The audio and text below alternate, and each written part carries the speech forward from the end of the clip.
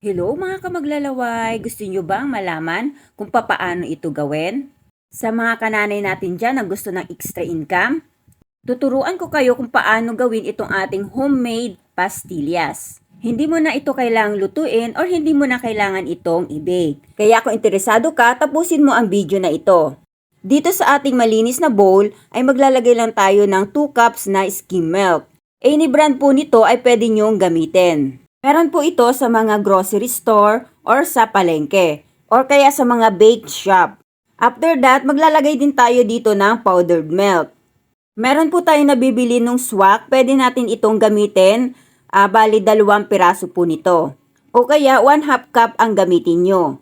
Maglalagay din tayo dito ng condensed milk, any brand na condensed milk ay pwede nyong gamitin.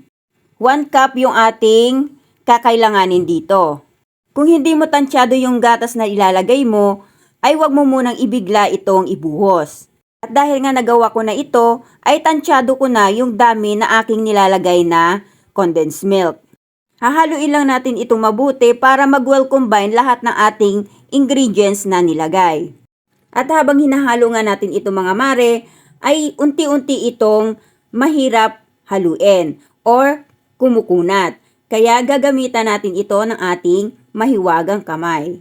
Bali gumamit lang kayo ng gloves para malinis naman yung ating pagkakagawa.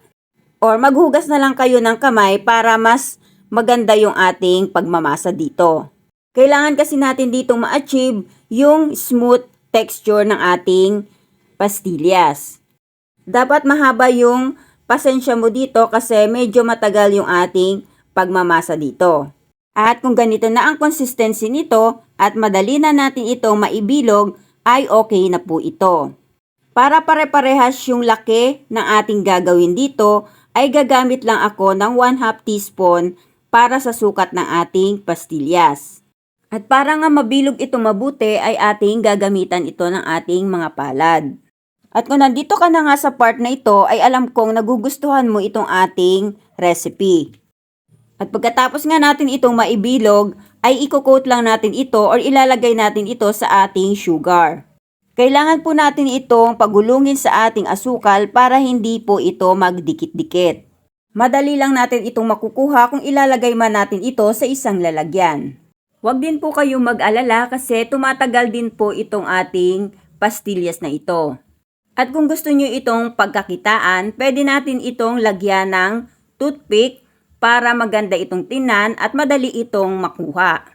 Kadalasan ito yung makikita natin sa mga tindahan na ating binibili. Bale, ang bawat layer nito ay may 10 piraso. At nasa 30 pieces ang laman ng ating bawat tub na ginagamit.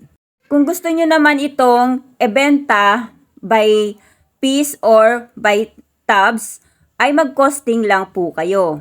At dahil nga ngayon ay medyo tumaas yung ating mga bilihin, kaya kailangan natin ditong mag-costing.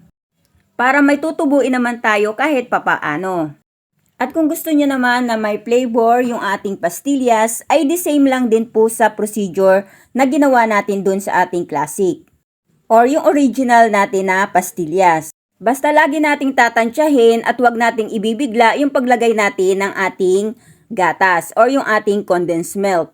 Hindi kasi minsan pare-pareho yung ating mga powdered milk na gagamitin. At kung napadami naman yung condensed milk na nilagay nyo, ay pwede nyong dagdagan na lang ng powdered milk para tumigas din po ito. Thank you for watching. Bye-bye. God bless everyone.